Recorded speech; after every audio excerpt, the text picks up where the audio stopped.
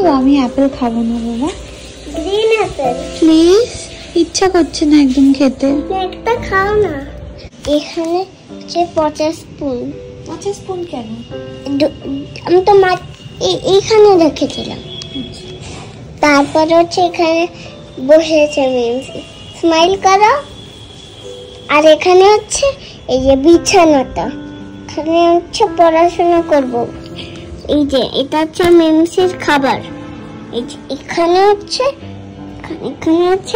আমি, এখানে হচ্ছে বেবিটা বানি মাস্ক। আর এখানে একটা বউ পড়েছে, মানে এটা গার্ল বেবিই হবে না? Girl baby.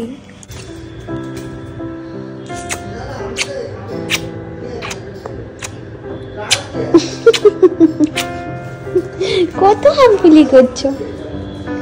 অনেক হামফুলি করলাম না? ওয়েট করে আছো না কবে বেবি আসবে?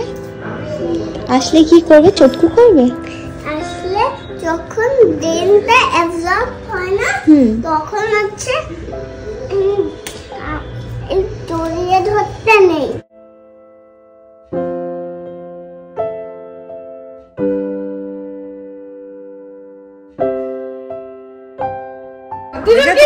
দুটো দাদা ভাই হাত কি সুন্দর ধরে আছে দেখো।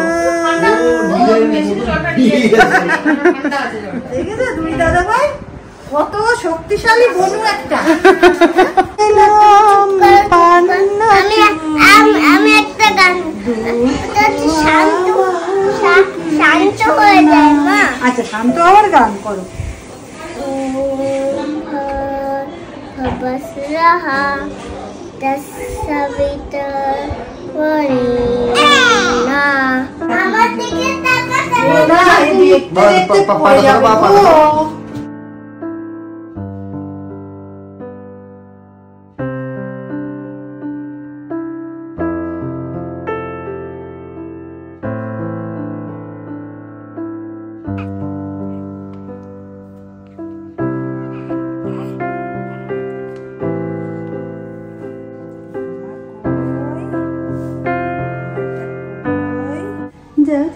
বেহায়া পাখি জানা, অন্য কোথা জানা, কেউ করিনি মানা, অন্য কোথা জানা।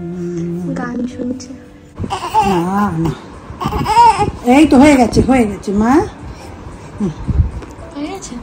এটা না আমার ড্রপারে ফেলে ফেলে দেখতে হবে না।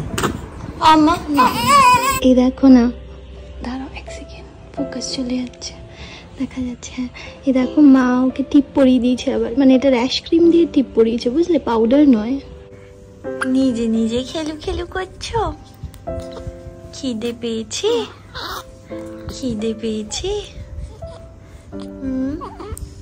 তুমি আমায় কি বলে ডাকবে মা? কি বলে ডাকবে? কুচু কুচু কুচু। কাবে কাবে কাবে।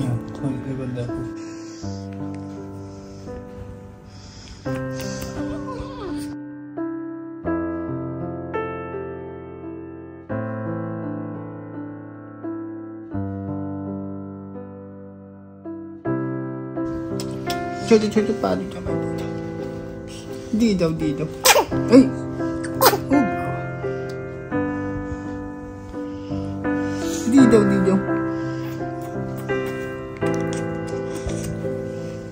Hi guys, good morning, welcome back to my channel, welcome to another day of love life and more. আশা করি তোমরা সবাই খুব ভালো আছো আর আমার ভিডিওগুলো ভালো লাগছে দেখতে। আমার মুখ চোখ দেখে তোমাদের খারাপ লাগছে, আমি জানি খুব বাজে লাগছে আমার দেখতে। তার কারণ হচ্ছে কদিন ধরে আমি ঘুমাতে পারছি না, এটা সবার হয়, আমার একার হয় না। আমার একটুখানি সময় লাগছে পুরো সেট হতে। সত্যি কথা বলতে প্রথম 10 দিন মতো খুব কষ্ট হয়েছে গো, মানে বুঝতে পারছি না কি করব, শরীরে এত ব্যথা, প্লাস ও ল্যাচিংটা ঠিক পারছিল না। এখন পারছে, এখন সত্যি পারছে। তোমরা অনেকে আমাকে আশ্বাস দিয়েছো যে ও ঠিক ল্যাচ করতে পারবে, ঠিক খেতে পারবে, একটু ওয়েট করো, একটু সময় দাও ওকে। আর তোমাদের কথাই ঠিক হলো, ও সত্যি এখন খেতে পারছে। তো হ্যাঁ, মানে এটা একটা বিশাল বড় মেন্টাল স্যাটিসফ্যাকশন যে ও খেতে পারছে, আমার থেকে ফিট করতে পারছে। এতদিন তো মা ছিল দিদিভাইয়ের কাছে, পিহানের সঙ্গে ছিল, মানে রাইট ফ্রম দ্য বিগিনিং, মানে পিহানের একদম প্রথম দিন থেকে, ইনফ্যাক্ট প্রেগনেন্সির সময় থেকে মা ওখানে ছিল, মানে মা দিদিভাইয়ের সঙ্গে ছিল। তো তো এখন আবার মা আমার কাছে আছে। মানে আমি এই জিনিসটা খুব আমাকে কি বলবো ডিস্টার্ব করছিল, এই থটটা যে হঠাৎ করে এই শিফটটা হিউজ, যে পিহান মার কাছে ছিল, মানে মার সাথে থাকতো, হঠাৎ করে মা এখানে চলে আসছে। তো আমি জানি না পিহান ওটা কিভাবে নিত, বাট এখন রাইট নাও আমাকে ছাড়া থাকছে না। হ্যাঁ মানে এখন রাইট নাও যেমন বাচ্চাদের মন, বাচ্চারা ও 13 দিন আগে ছিল তখন এই ছোট ছোট গ্যাপিং এ ওর অভ্যাস হয়ে গেছে, বুঝেছো?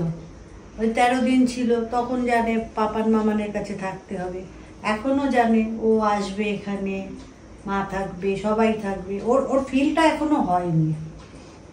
না এই জিনিসটা আমাকে খুব ডিস্টার্ব করছিল। তো এখন যখন সব সেট হয়ে গেছে, মানে পিহানে কোনো অসুবিধা হচ্ছে না, এখন যেমন আমার কোনো প্রবলেম, বাস একটাই সমস্যা, সেটা হচ্ছে মার প্রচুর রেসপন্সিবিলিটি পড়ে যায় সত্যি কথা বলতে। মানে একবার দিদি ভাইয়ের ওখানে, একবার আমার এখানে। আমার জীবনটা তো এইভাবেই কাটবে, এই নাতি নাতনি নিয়ে কত আনন্দের ব্যাপার, ওটা আবার তোমার প্রবলেম কি?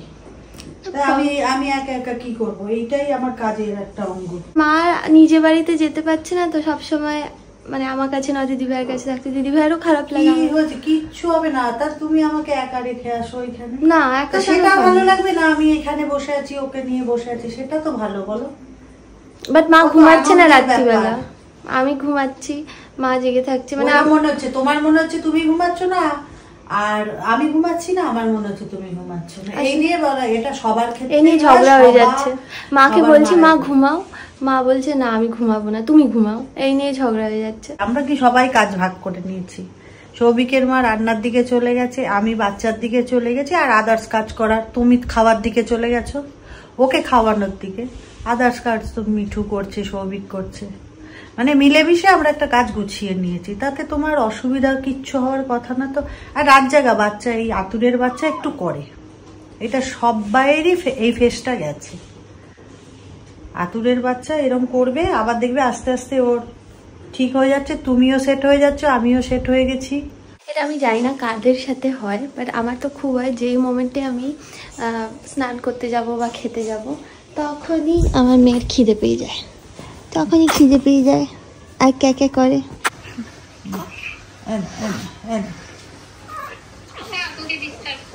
ও দেখে খাবে তো, খাবার খুঁজছে। কি হয়েছে? দেখো বিগ ব্রাদার তোমাকে দার্জিলিং নিয়ে যাবে, তুমি কি যেতে চাও? বিগ ব্রাদারকে বলে দাও। তোমার দিকে মুখ ফিরেছে, হাই করছে তো তোমাকে। হাই। পিয়ান কাউকে দেখাবে না, বনুকে, ও নিজেই একা দেখবে আর হামপুলি করবে।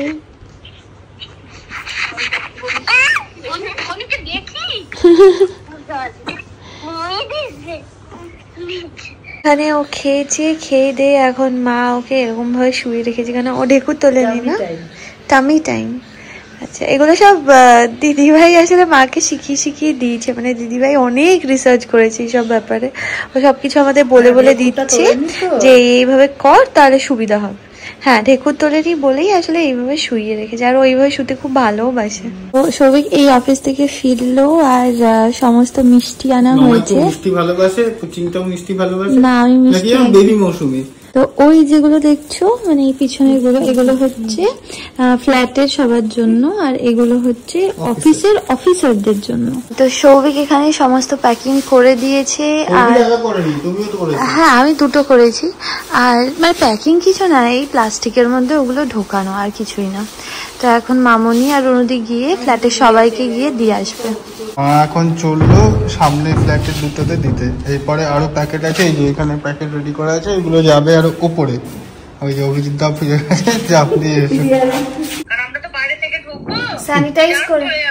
ওরে বাবা রে বাবা, ভাবো বাবা, ছাড়বো ভালো করে, হাত মুখ পা ধোবো সাবান দিয়ে, তারপরে স্যানিটাইজ করবো, তবে তুমি বনুকে কোলে নেবে।